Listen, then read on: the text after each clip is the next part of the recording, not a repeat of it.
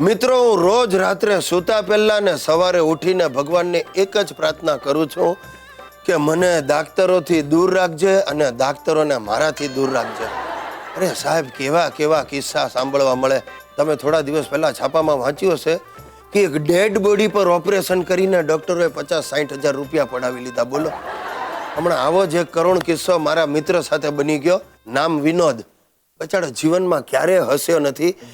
એને કાંઈક નવો પ્રોબ્લેમ શરૂ થયો, એનો પગ લીલો પડવા માંડ્યો. તે બિચારો વિનિયો ગયો ડૉક્ટર પાસે ને કે સાહેબ મારો પગ લીલો પડતો જાય છે. એટલે ડૉક્ટરે કંઈક 2-4 જાતના ટેસ્ટ લખી આપ્યા, બ્લડ ટેસ્ટ કરાવ્યા, કાંઈ કારણ મળે નહીં. પછી એક્સરે કઢાવ્યો તો એ પણ ક્લીન આવ્યું. હવે ડૉક્ટરો મૂંઝાણા કે આ કરવું શું, આ લીલો કેમ પડે પગ.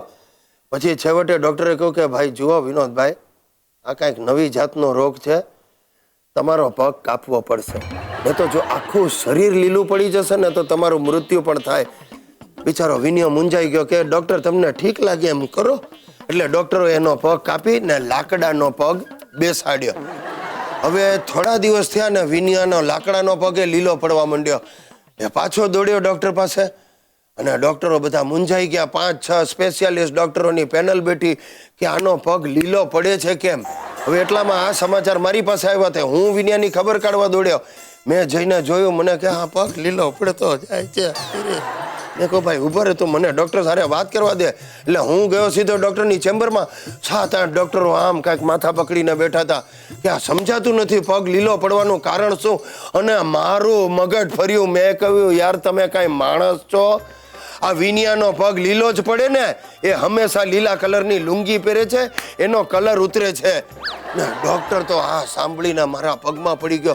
મને કે ગિરીશભાઈ મારા સમજે આ વાત ક્યાંય કરતા નહીં, તમને જોઈએ તો આખી જિંદગી તમારી ફ્રી ટ્રીટમેન્ટ કરીશ. મેં કહ્યું ભાઈ તું દૂર જ રહેજે, તારા જેવા ડૉક્ટર પાસે હું ટ્રીટમેન્ટ કરાવ. મિત્રો, આજે મારે તમને મગરમચ્છ વિશે વાત કરવી છે. મૂળજી મગરમચ્છ મારો બોસ.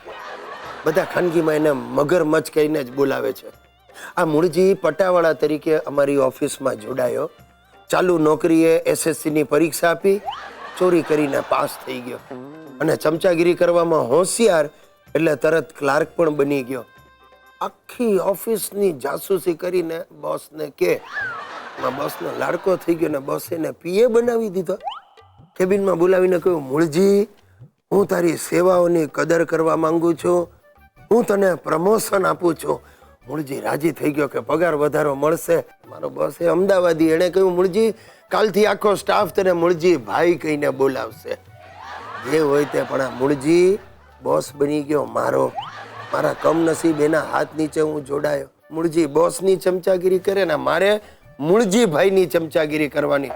અરે તમે નહીં માનો, ગુલાબી કલરના પાટલુન ને વાદળી કલરના ખમીસ પહેરીને ઓફિસમાં આવીને મારે કહેવાનું વાહ વાહ વાહ મૂળજી ભાઈ પકડ લાગો છો. અને ચાલો ચા પીતી વખતે એવા તો સબડકા બોલાવે, પણ આપણે તો એની સામે સ્માઇલ જ આપવાનું. તમે નહીં માનો, એની મૂછો ચામાં પલળી જાય ને તો એ સાફ ન કરે. મને તો લાગે છે રોજ મૂછના 2-4 વાળ ચા સાથે પી જતો હશે આ મગરમચ્છ. અને પાછો મૂળજીએ વટુકમ બહાર પાડ્યો છે કે સવારે ઓફિસમાં દાખલ થાય એટલે આખા સ્ટાફે ઊભા થઈને કહેવાનું ગુડ મોર્નિંગ મૂળજી ભાઈ. બધા એવા અકળાય છે, પણ મને જરાય વાંધો નથી આવતો. આપણે ગમ ખાઈ જવાની, હાય હા કરવાની, કારણ કે હું પરણેલો છું ને. હાય હા કરવાની તો મને રોજની પ્રેક્ટિસ.